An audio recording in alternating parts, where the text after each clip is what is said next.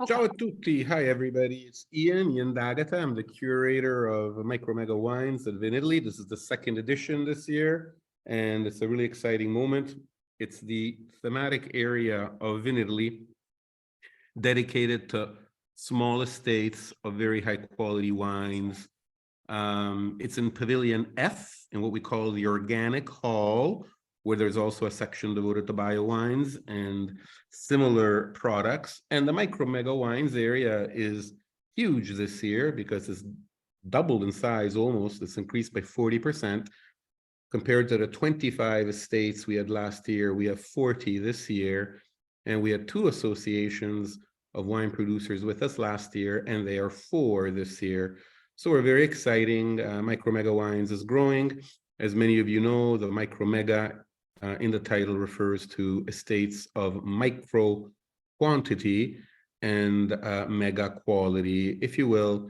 The less is more of Mies van der Rohe applied to wine. I'm really excited to be with some of Italy's most talented winemakers today, and they really are. These are just not talented individuals, but they also represent the translation of a terroir in the glass. And some terroirs may be more famous, some not as famous, but each has a history. And they're actually very, very, very important in Italy. So the first lady we're going to talk to is Letizia Casato of the estate Casato. And this is an estate located in one of Italy's most historic areas, that of the Soave wine production, where a native white grape variety reigns supreme called Garganega. This is an area that has been making wine since ancient Roman times and possibly even before. And it's historically always been valued as an extremely high quality wine production area. But we'll let Casato tell us all about it. Buongiorno, Letizia. Ciao, Letizia. Hi, Ian. Hi, everybody. And thank you, Ian, for giving us the opportunity to be here with you today. Thank you for coming. Well, as you said, we are a small and recently born family-run business, Casato 1922. We are new, but my husband's family has been growing grapes in the area of Soave near Verona in northern Italy since the 17th century. His grandfather grew grapes, his father did, but he decided to become a doctor, and now he's retired and rediscovered the love for his family's vineyards. And so in 2019, we decided to start this new activity with our daughters. We've got 2 daughters. We decided to grow only Garganega grapes because it is a native white variety that has been grown in this region since the times, as you said, of the Roman Empire 2000 years ago. And also because we want to express to the maximum the potential and the peculiarity of Garganega and of our terroir. Our vines are 70 years old, and quite a number of them are a crew of Soave GOC. They grow on the east-oriented slopes of a volcanic hill and drive their roots 7 feet, 2 meters down into the soil, absorbing the nutrients and water. And that's why we don't need to water our vines even when it's very hot. Moreover, at night, a cool breeze comes down from the hill, enhancing the flavor and aroma of our grapes. The peculiarity of our wines is obtained thanks to the volcanic soil, the low production of grape vines, and the balanced relation between the environment and the terroir. We preserve the health of our grapes, of our vines, without using pesticides or herbicides, and perform a meticulous work in the vineyard. We hand harvest our healthy grapes, healthy white grapes, Garganega grapes, 100% Garganega grapes, when ripe, and then we make wine, leaving their skins into the must before and during alcoholic fermentation, so as to extract soft tannins, polyphenols, and other antioxidants. That's why we can say that our white wines have the same body and structure of red wines. And moreover, our wines have no residual sugar and are quite enjoyable when young, but we can expect they will be even more enjoyable over the years. We will present, yes, may I speak about the wines? Three wines? No, I'll show you the bottles. Yeah, go ahead. We will present three different wines at MicroMegaWines. The first one is Sassimori. Like all of our wines, it is produced with selected and healthy grapes, handpicked when ripe. It is macerated with the skins during alcoholic fermentation and stirred. It is an intriguing wine, tasting lingering with a rich mouthfeel, opening with the citrus fruit flavors and continuing with peach, honey, and Mediterranean herbs such as mint, for example. The second one, Vite Torta, as you can see from the label, it's a crooked vine. It has a shorter maceration than the Sassimori, and the result is an elegant mineral and lingering wine with a flavor of white flowers, pear, and almond. And last but not least, Rinascita is a high-quality sparkling wine macerated with the skins. And for this reason, it is unique. It has a creamy, fine bid and is elegant and opens with notes of citrus blossom and sage and continues with almond and honey. Finish. Very good, very good. So the first question I have for you is if you ever thought of changing your name, because I see that in your family, everything is related to the letter C. Your last name is Casato, and then you have Carlo, Celeste, and Claudia. Your nome is with an L, Letizia. Yes. C'entri niente, devi cambiare nome. No, I'm the one who is different. Well, I will show you during the Vinitaly, because here there is the explanation of Carlo, Celeste, Claudia, Casato. I will tell you. All right, great. Not now, it's too long. I look forward. No, I guess one question is, you're in the Colognola Colli area. Now, for those who are listening to us, it was very interesting what Letizia was saying, because she was mentioning the volcanic soil that their vineyards grow in. Now, you know, nowadays, volcanic soils are about, you know, the password, like minerality, you know. If you're sitting on volcanic soils, you're absolutely better than everybody else, you know.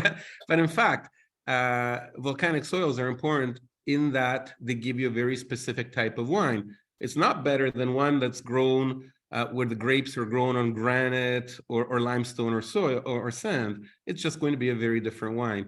But in the case of Casato and the Veneto area where Garganega grows, it's very important because Garganega gives you two very different types of wine depending on the major soil type it's planted on. So if you plant Garganega on marly limestone soils, you get one type of wine. And if you plant it on volcanic soils, you get a completely different type of wine. So for example, in the Soave Classico area, when you have vineyards growing around Soave, you have more of the limestone marly type. And when you have them on Monteforte Alpone, it's more of a volcanic type. And if you pay a little attention, provided the wines are well made, you can really tell there's a difference. There is a difference in terroir.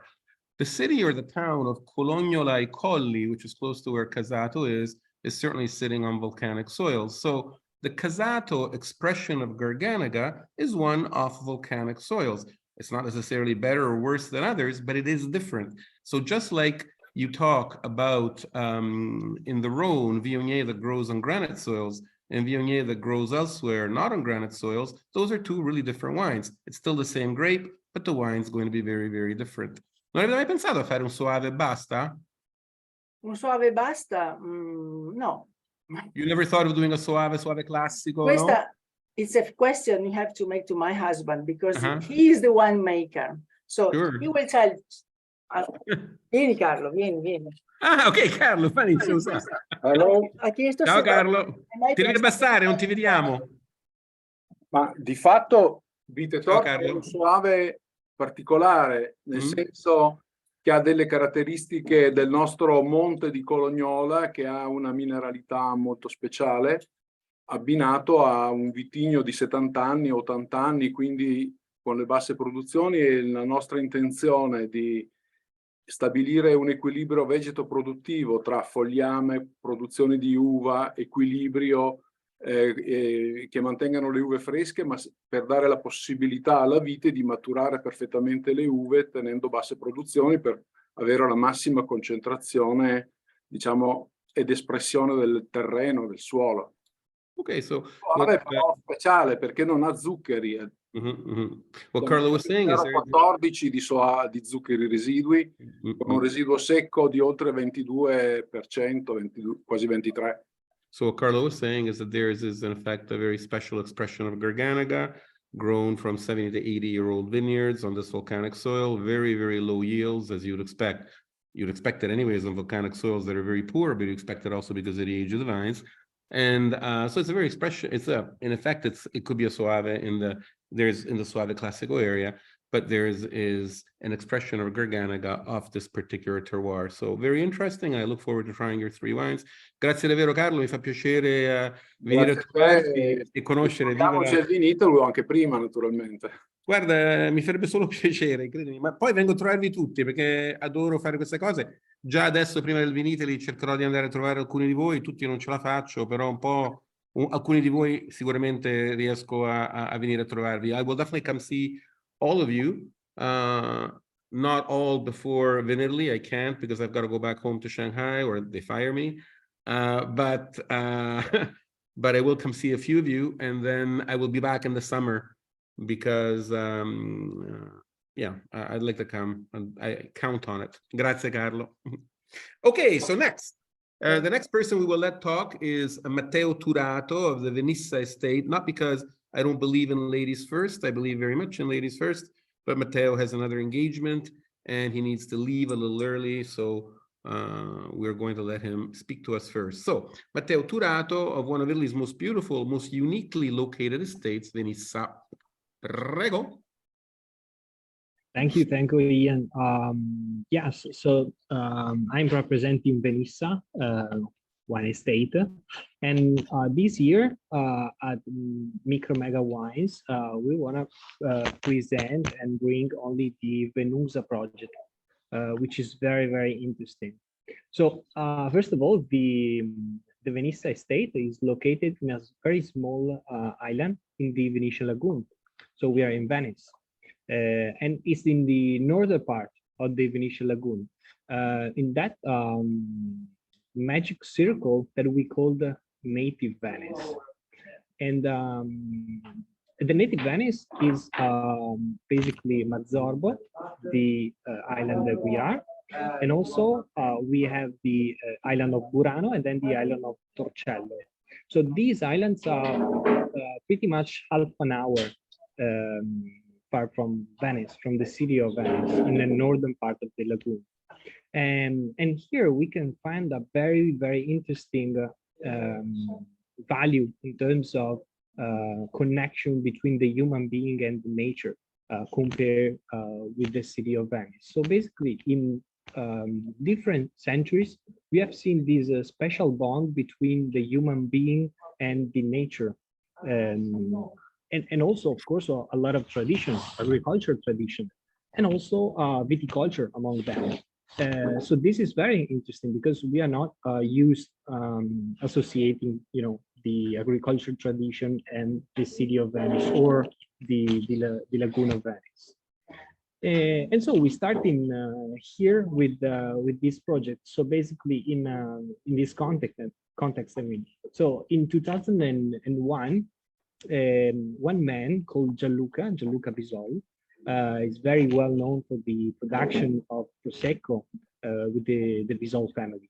He's a 21st generational wine producer from Santo Stefano, the heart of Valdobbiadene. And so this man, Gianluca Bisol, was in the Torcello Island in the middle of the native Venice. And in 2001, he was lucky enough to spot this very small garden a private garden owned by an antiquarian. The name is Nicoletta. She's a lady in Torcello Island, just in front of the oldest church of Venice. So it's very interesting because from that day, Gianluca was amazed by this discovery. So he discovered this variety inside of this vineyard / garden, and this variety is called Dorona, Dorona di Venezia, or Venetian Dorona, and it was an unknown variety. Pretty much was on the verge of the extinction in 2001. So you understand very well that Gianluca was amazed, was surprised, and so he started dreaming about a new life for this Dorona variety. And basically, the first value of the Nissa and Venusa project is the biodiversity.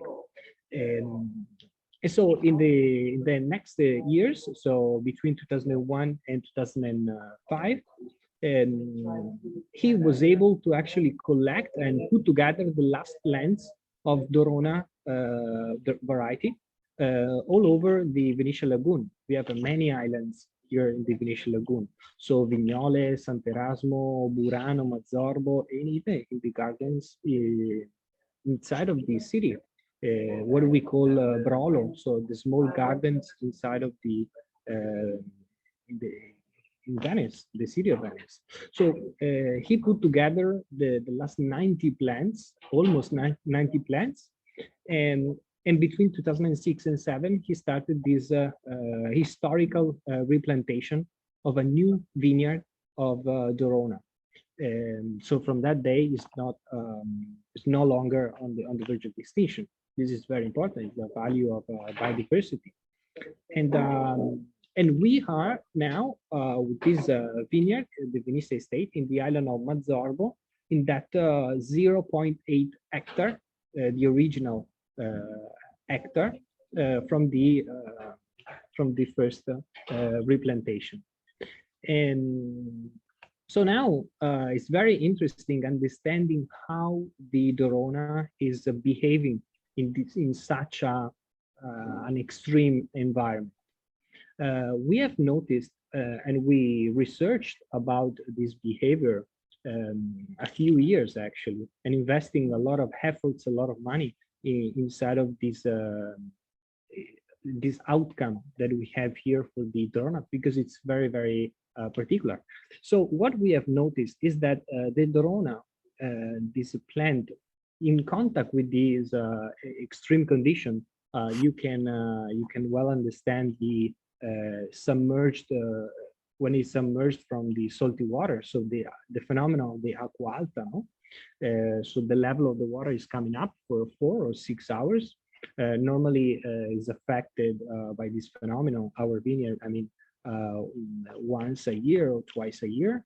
But you know, the salinity of the soil is always attacking our plant. So this first element, but also there's the element of the heat during the summer, and also the humidity. It's very important.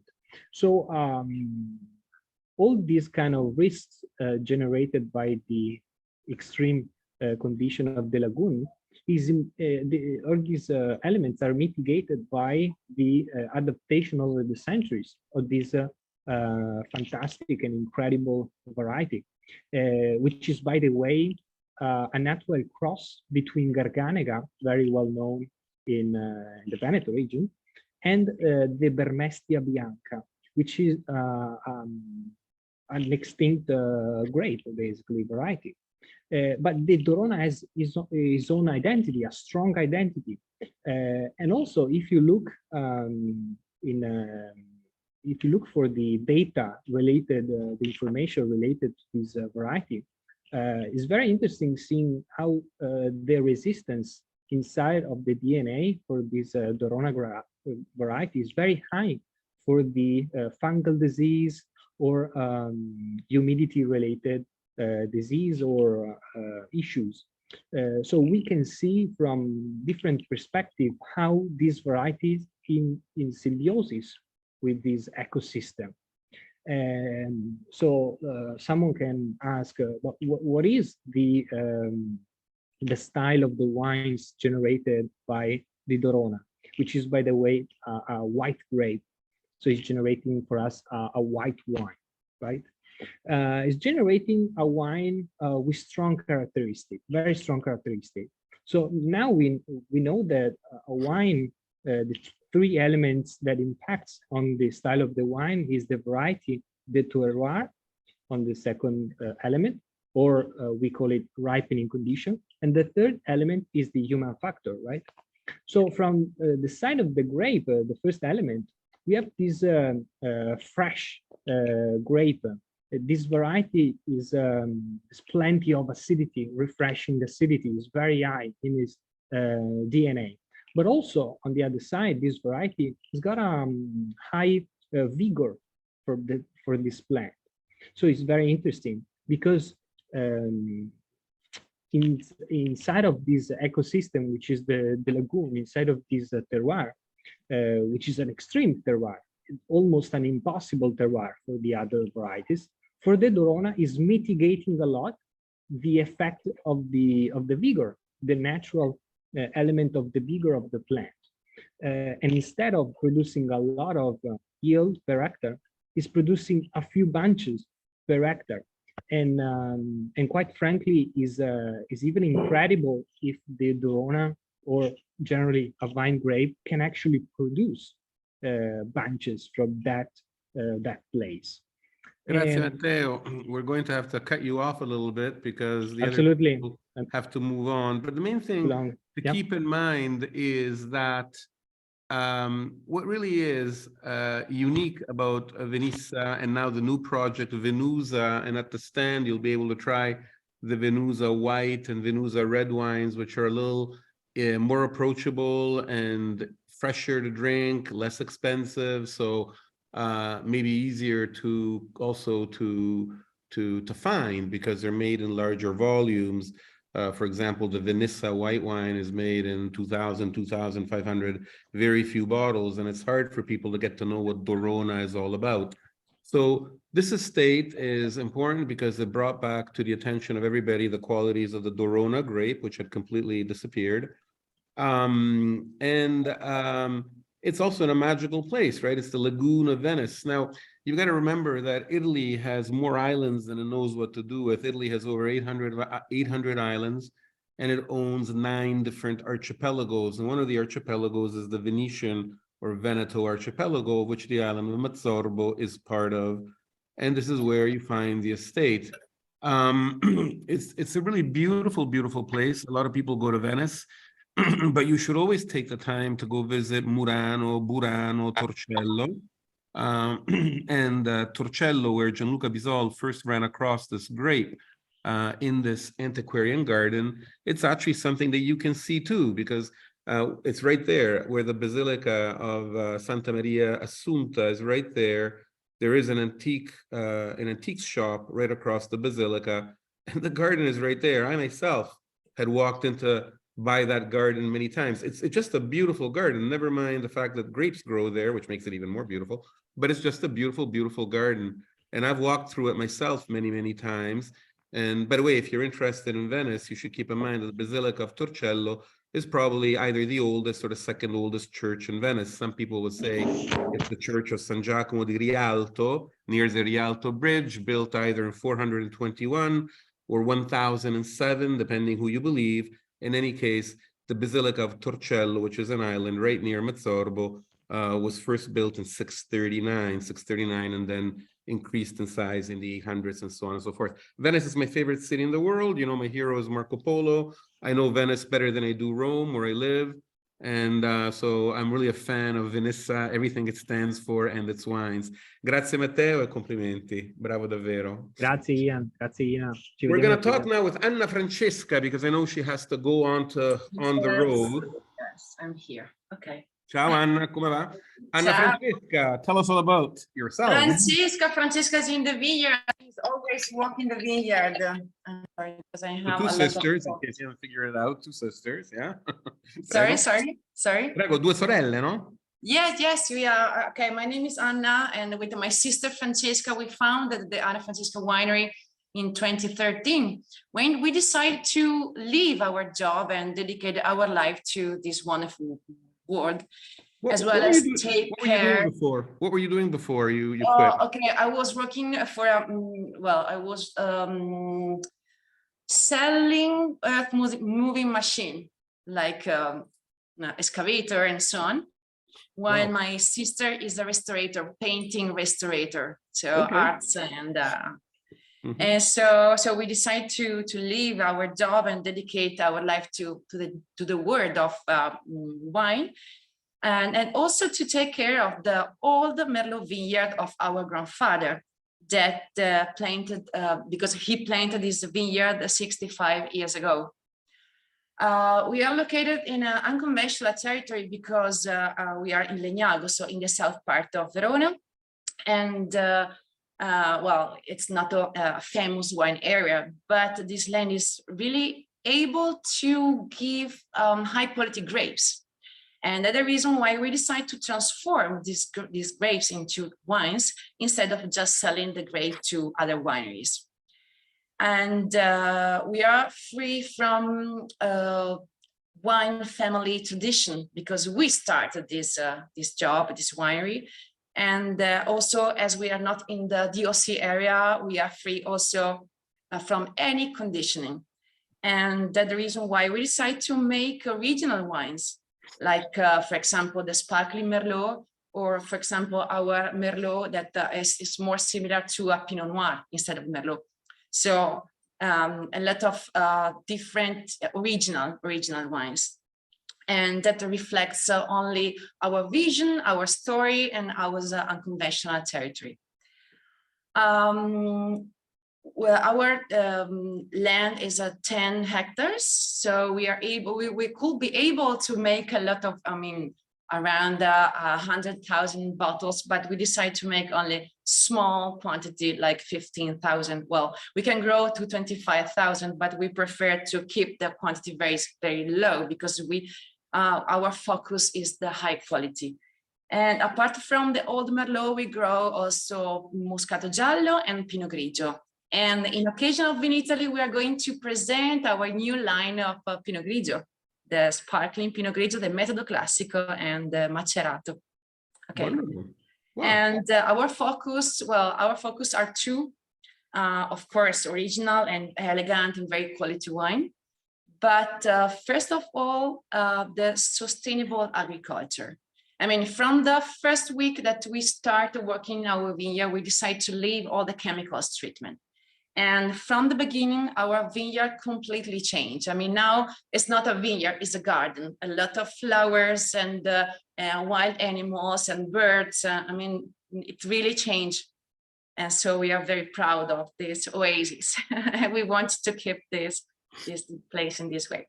So I'm not going to speak about our wines because I prefer people come to the stand in Italy, and so we can discuss and they can enjoy the wine. Very cool. Directly. Well, I know I'll be there. The interesting thing for people who are listening, and Anna explained very well what their estate is all about. It might seem strange for people who are listening and who live in Canada or the United States or Sweden to hear somebody talk about Merlot in Veneto, but in fact, it's not strange at all. You know, there are native grapes, there are international grapes, and there are traditional grapes.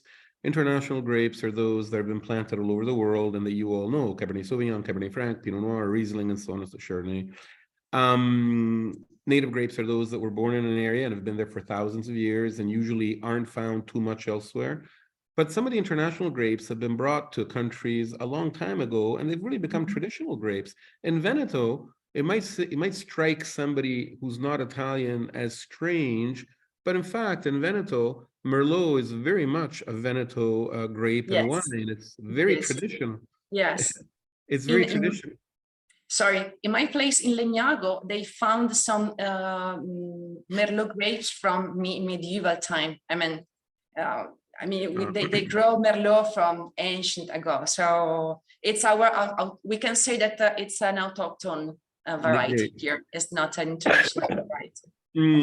The fact is that Merlot production in Veneto has been pretty copious really since the 1700s, and it's normal for Veneto people to walk into a baccaro or an osteria and ask for a glass, an ombra, if you will, of Merlot, because that's how they pronounce it, Merlot, not Merlot. And in fact, it's very interesting that Merlot, Cabernet Franc, and Pinot Bianco are truly traditional grapes of Veneto and of Friuli too, while Cabernet Sauvignon and Chardonnay are not. Cabernet Sauvignon and Chardonnay came to Veneto and Friuli, Venezia Giulia much, much later. And so it really is Merlot, Cabernet Franc, and Pinot Bianco that had the right of way. So when you hear that in Veneto people are using Merlot, it's not a wish to try and do something Bordeaux-like. It's something that they've always done, and it actually works very, very well in Veneto. In many parts of Veneto, it grows very well. For example, in the Colli Iberici and other areas, it really does very, very well. Grazie Anna e Francesca. We look forward to it. And poi you have to tell us why you planted Moscato Giallo. I'm sure you made Elisa over here very happy and very proud. Yes, you have maybe the best producer of Moscato Giallo in Italy listening to you. So why Moscato Giallo? Because a friend of mine that know very well Maeli, Elisa, know that Moscato Giallo Secco, it's a beautiful wine. And so we decided to make it. And so our first white wine is Moscato Giallo, dry Moscato Giallo, because it works very well. And really a friend of mine that, the wine journalist, he told me, okay, you have to go to taste the Maeli Moscato Secco, but it's so good. And so, because really cool. We like to make unconventional wine. So Moscato Giallo, yes, but not sparkling, not sweet, but dry and still. So to keep our tradition to make different wines. I'm sure Elisa is very proud. Yes. I think Moscato Giallo is a very underrated variety. Everybody knows Moscato Bianco, which is one of the world's most planted grape varieties. In fact, Moscato Bianco, which is associated, of course, with Moscato d'Asti and Asti, is probably the only major grape in Italy that's planted in every single region. But Moscato Giallo is really as good and as interesting. It actually gives you an even more concentrated Moscato wine. It's richer, it's deeper, and gives both great fresh dry wines and very good sweet late harvest and air-dried wines. So it's just a fantastic wine. And of course, sparkling wines too now. So very interesting to see the Moscato Giallo is starting to grow, because it should. It's just a great. There's many great Moscato. It's just one of the greatest families of grapes on earth. And it's been around since Roman times. And there's a reason, because the grapes are just fantastic. The wines are great. And good to see you growing Moscato Giallo. Speaking of Giallo, speaking of yellow, I personally have always thought yellow. I like to think yellow.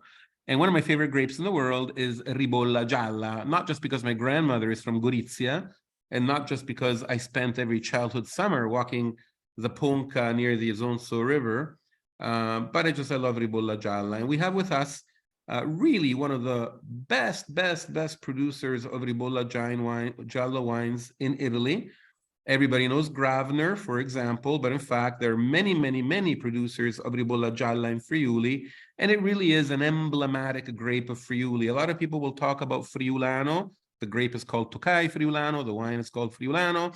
And so when you go into an osteria in Friuli and you ask for a house wine, they will usually give you a Taiut, in this case, not an Ombra, but a Taiut of either Friulano, bad, and it's much better when they give you a glass of Ribolla. I'm just kidding around. I love Friulano, but I love Ribolla even more. So I'm very happy and honored that Primosic has joined MicroMegaWines, because this is really a benchmark estate for Ribolla Gialla production.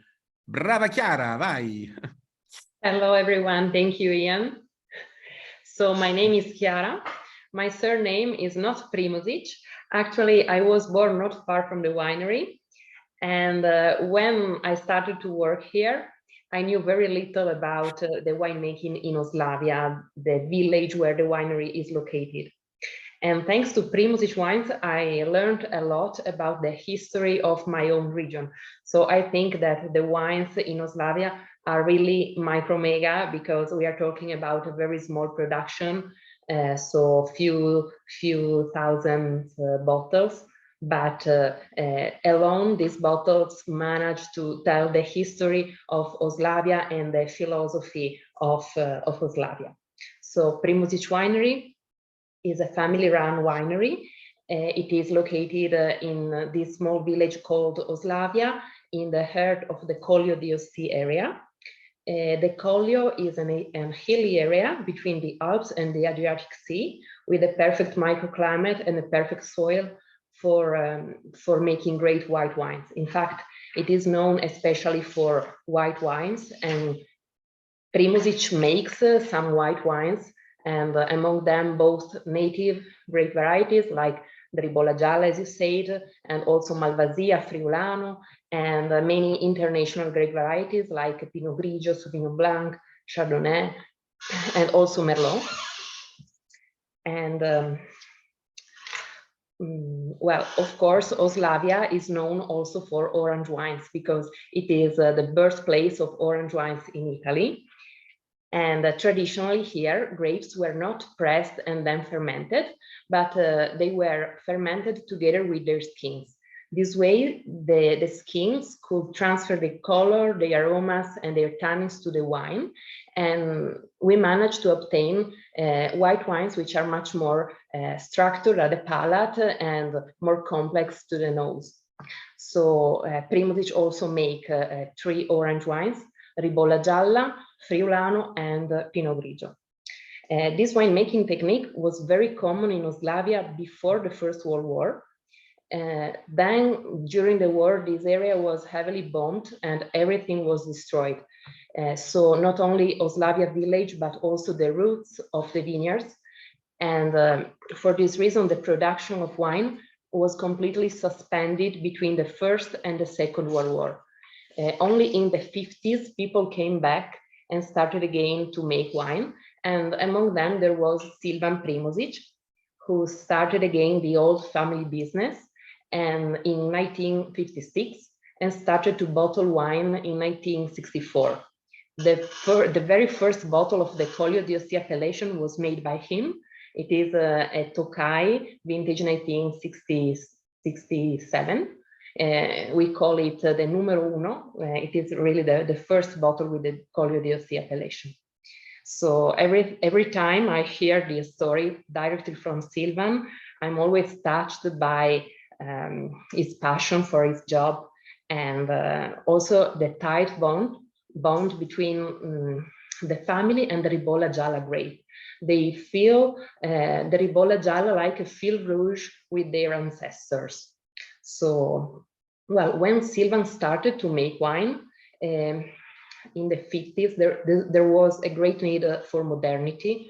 So he decided to not to make the old orange wines like his grandfather used to do, but started to make what he considered a modern version of the Ribolla Gialla, which was fermented in cement and was much more fresh and crispy. Over the years, Silvan first and then his sons Marco and Boris tried their best to valorize this grape variety. First, they tried to give it more structure with a long aging in wooden barrels, but they were not satisfied with the result. And then, starting from 2003, Marco and Boris Primosic decided to recover an old tradition and started again to make the Ribolla Gialla fermented on the skins like their great-grandfather used to do. So they started to make a modern orange wine. It is, we still make it today, as I said. This is our Ribolla Gialla Riserva, and it is made with 4 weeks of fermentation on the grape skins. During the fermentation, we don't add any yeast, so it is a spontaneous fermentation. We don't add sulfites, We don't control the temperature of fermentation. So it is a wine made in a very natural way, like our ancestors used to do, but at the same time, it is in a way modern, because it is, despite the long fermentation in open vats together with the skins, it is not oxidative, not reductive, the VA is not too high, so it is very clean, a very pleasant wine to drink. And I think that the fermentation on the skins allows the grapes to express in their entireness. So they extract all the aromas from the grapes. Well, actually, Primosic is not the only producer who started again to make orange wines in Oslavia.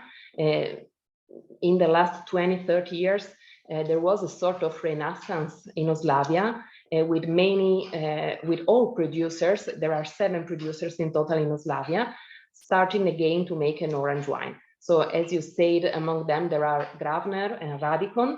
And in 2007, Marco Primosic, together with Stanko Radikon, founded an association called the Association of Producers of the Ribolla di Oslavia, in short APRO, for protecting and promoting the Ribolla di Oslavia. So not only the Ribolla Gialla grape, but also the macerated style, the Oslavia philosophy. And this is why I think that that orange wines in Oslavia are great, because they alone manage to tell the history and the philosophy of the territory. I think that's great. I think it's, again, very important for those who listen to us to understand the hidden meanings and the importance of a lot of the work you are all doing. Like with Casato, you have an expression of a Garganega from volcanic soils. Like with Venissa and Venusa, you have an expression of Dorona from the Venetian lagoon. It's very important that people understand that what you do at Primosic is benchmark for the Ribolla Gialla variety. There are many, many very good Ribolla Gialla wines made in Friuli. There's also a lot of not so good ones because yields are too high. So what people need to understand, the Ribolla Gialla is a fantastic grape variety, but it needs to grow in hillside vineyards. Preferably, it needs to grow from very old vines. You need to make the wine from very old vines. Because if you grow Ribolla Gialla in flatland vineyards, it grows like a weed, it gives you a ton of grapes, and they're all watery wines, and they're not so great. It's one of the reasons. With that acidity, you can also make sparkling wines, for example. But just because the grape can do that, it doesn't necessarily mean that it's the best expression of what that grape can do. To make a really great Ribolla Gialla wine is hard, because you need old vineyards, you need low yields, and you need hillside vineyards. And a lot of people don't have that and don't want that. So macerating the grape is also a good idea, because it's got a thick skin and it's a good grape to macerate. And in Oslavia, they've been doing it for years. But I always tell people, orange wines are great, and it's unique to Oslavia, and it's a really benchmark production for the area. But remember, the Ribolla Gialla is a great, great grape variety, and you can make wonderful dry white wines from it. And the Primosic estate has made many, many, many different kinds of Ribolla Gialla wines over the years, and they've all been really at the top of the production quality heap. The important thing to realize is that you can make the wine any way you want, but the important thing to realize is that Oslavia is really one of the true grand crus for this variety. Italy doesn't have a cru classification system. You can make, like I said, fantastic Ribolla Gialla wines all over Friuli. Ribolla Gialla is also a grape that likes heat if it can get it. So one of the reasons why it does very well in places like Rosazzo and Butrio is because those are a little warmer. But a true Grand Cru is for sure Oslavia, maybe Rosazzo, and really nowhere else in Friuli. So what you're talking about, when you talk about Primosic and the other producers there, these are people lucky enough to be working with the Musigny of Ribolla Gialla, or the Latache of Ribolla Gialla. And that in Italy, nobody ever talks about, because we don't have a classification system. But it's part of what makes the Primosic wines, besides their talent and their passion, a very important thing. You really are dealing with a Grand Cru for a specific grape variety. And that's very, very important. Grazie, Chiara. I look forward to seeing you at Vinitaly and tasting all the wines at the MicroMega Pavilion. And now, definitely last but not least, and like I said, the last will often be the first, Elisa Divanzo of Maeli. Ciao, Bella. Ciao, Jan. Hi, everybody. And thank you for this great opportunity to talk a little bit about Maeli and the Uganian hills. We don't know where Jan is now, but for sure we can wait for him.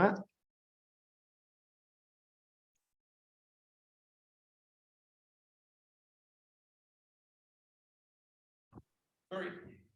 Yeah. Sorry. I had a small problem. No problem. I thought you were disappear talking about Yellow Muscat. No. A small problem over there, but it's okay. All taken care of. We're okay. No problem at all. I was saying thank you for this opportunity to talk a little bit about Maeli and the Uganian hills. You know that my winery is not such a big winery, and the history behind me is not so long. I mean that Maeli was born in 2011. In that period, I was not yet a Maeli producer, but I was working for Maeli as a director. And then in 2014, I was able to buy the property, I mean the vineyards and the wines, thanks to the support of a business partner who is actually Gianluca. This is just to introduce the story of Maeli, which is a small winery with vineyards in the heart of Veneto region. We are in the Uganian hills, which are a group of volcanic made hills created 40 million of years ago after two volcanic phenomena. You know, our land was the how to say, the seabed of a warm shallow sea, and then the underwater dense lava erupted from the volcanic chimneys, and then quickly cooled thanks to the presence of water that covered them, acquiring the typical cone shape they have. Actually we own 18 hectares on the top of the hills. We have vineyards above 300 meters above sea level, more or less. And the place we have the vineyards in is called Le Terre Bianche del Pirio, which if I have to translate, I would say the Pirio white lands due to the presence of calcareous soil and white marl, even if the soil has volcanic origins. That is very important, and also makes very interesting influence in the wine, because volcanic soil, of course, gives a specific mark in terms of minerality. And what makes particular the production of Maeli is that is very focused on Yellow Muscat, which is actually, I would say, undervalued grape variety, even if it is all over the world, for sure, from the north to south of Italy, of course, and also in other countries of the world. And in the Uganian hills, we have a special clone of Yellow Muscat, which is born like a cross between kind of Chasselas and White Muscat. So just to say that is a little bit different from Yellow Muscat that you can find in Trentino Alto Adige, for example. And so it is different in terms of aromas and also minerality, of course. And the story of Maeli is that I fell in love with Yellow Muscat, and I decided to make 5 different versions of Yellow Muscat grape variety.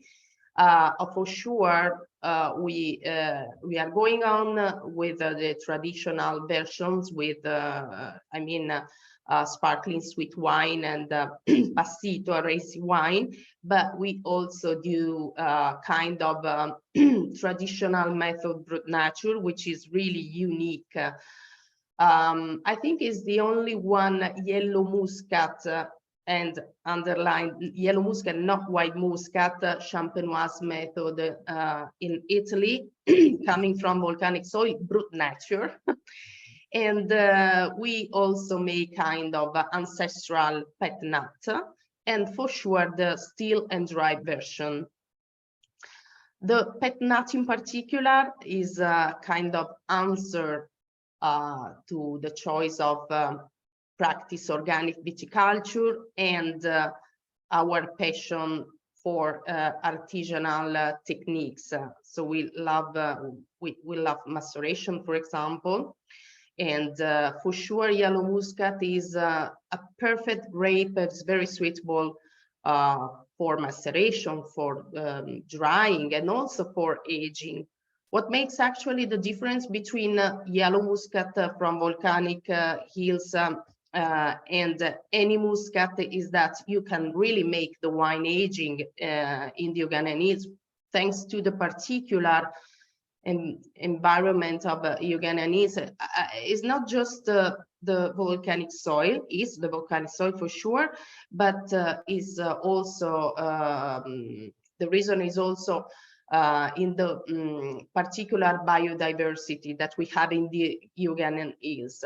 Here you can find the 54% of the Mediterranean flora and vegetation, which is concentrating in such a small area.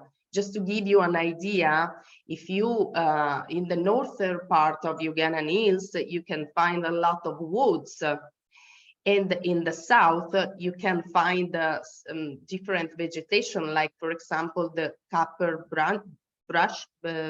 brushes and the prickly pear, just to give you an idea how is different the vegetation, the flora between north and south. We own Yellow Muscat, but as I mentioned before, we are also taking care of the traditional grape variety. That's why we have also red grapes, such as Merlot, Cabernet Sauvignon, and Carmenère. For sure, Ugandan Hills are well known or famous for Bordelaise cat red wines. But I would say that Carmenère is really the key to make a kind of Euganian Bordelaise cat red wine. Why? Because Carmenère first appeared in Italy in 1830, right in the Ugandan Hills. That's why we used to say that Carmenère belongs to us. So we produce, of course, red wines, kind of entry level. It's not so correct to say entry level because our red wine is not 2020 or 21 vintage. I mean, it's not a young wine. We are now going out with a 2019 as an entry level red wine. Then we have a Riserva with the same grape like Merlot, Cabernet Sauvignon, and Carmenère, but in different percentual. Mm-hmm. So that's important. Again, like I was saying before about the Anna Francesca estate, Merlot, Cabernet Franc, Carmenère are really traditional grape varieties of the Veneto area. In fact, a lot of the old vine Cabernet Franc of Veneto and Friuli is really Carmenère. It was planted as a mistake. People maybe wanted Cabernet Franc and they ended up with Carmenère. Once they got a whole, once they realized that, they were able to make better and better Carmenère wines because it has a different growing curve than Cabernet Franc and Cabernet Sauvignon. It's a very good grape. It's not as common anymore in Bordeaux, but of course they make wonderful wines with it in Chile, and most likely it adapted in China too, where it's called Cabernet Grenache. It's clearly not the same grape anymore because it's been living in China for over 100 years. And so the Carmenère of Veneto that's been there since the 18th century really isn't the Carmenère of France or of Chile, with completely different soils, completely different climates, completely different topographies and habitats and terroir in general. So it's an expression of local Veneto viticulture and local Veneto winemaking. And it really is, in many ways, a Veneto wine, as Elisa was saying. By the way, the Gianluca she mentioned earlier, for those who didn't understand, is Gianluca Bisol of Venissa. So he's her business partner. And I think what is really exciting about Maeli is that it is a unique interpreter of the Moscato Giallo variety, the Yellow Muscat variety. At MicroMegaWines, we have another producer very similar. His name is Domenico Cappello of La Montagnetta. He makes 5 different Freisa wines. So he's sort of the Pope of Freisa, and Elisa is the Popess of Moscato Giallo. But it's great because Moscato Giallo is really a fantastic variety. It's very hard to find a bad Muscat variety. There's 17 different Muscat varieties that grow in Italy, 17. And they've been around since ancient Roman times, at least the first one, Moscato Bianco, from which all the other ones basically derive. But they've been around forever because they're just great grape varieties. First of all, they're great to eat. And secondly, they're just great to make wine with. And there's a reason why they grow everywhere all over the world. So Moscato Giallo, different from Moscato Bianco, with a little practice. It's not that hard. You can tell them apart right away when they're turned into wine. Moscato Bianco has a lighter mouthfeel, a fresher grapefruit note. Moscato Giallo, a much thicker, richer, glycerol, and almost a candied grapefruit note. They're both very beautiful, really, really beautiful. And I think very different wines. So it's not I always tell people, never say you're drinking a Muscat wine, because that's wrong. It doesn't exist. Just like you never say I'm drinking a Pinot wine, because you know there's Pinot Noir, Pinot Blanc, and Pinot Gris.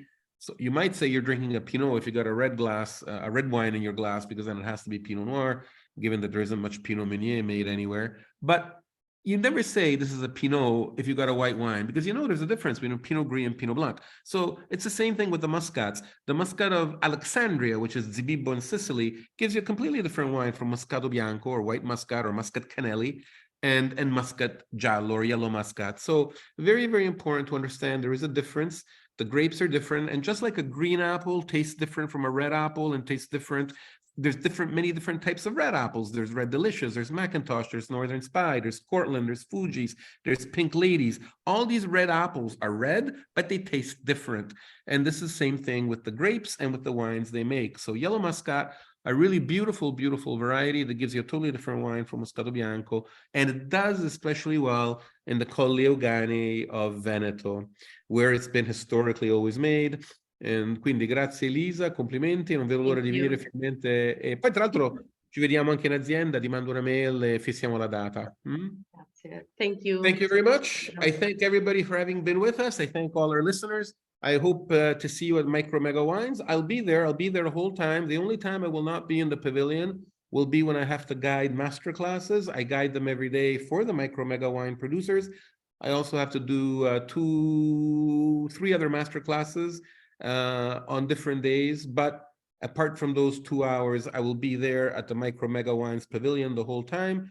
So come by and say hi. I'll be at the stands drinking away like everybody else. And so come by, say hi, and if you'd like, I'll gladly take you around and meet some of these producers, and we'll have fun tasting the wines and getting to know them together, because that's the beauty of wine. Drinking is great, tasting is great, but meeting the people who make the wines and getting to see the areas where the wines are made is even more fun. Grazie a tutti, grazie a Carlo, grazie Elisa, grazie a Chiara. Thanks also to the producers who had to leave because they had other engagements. Thanks everybody, and see you at MicroMegaWines real soon. Ciao. Ciao.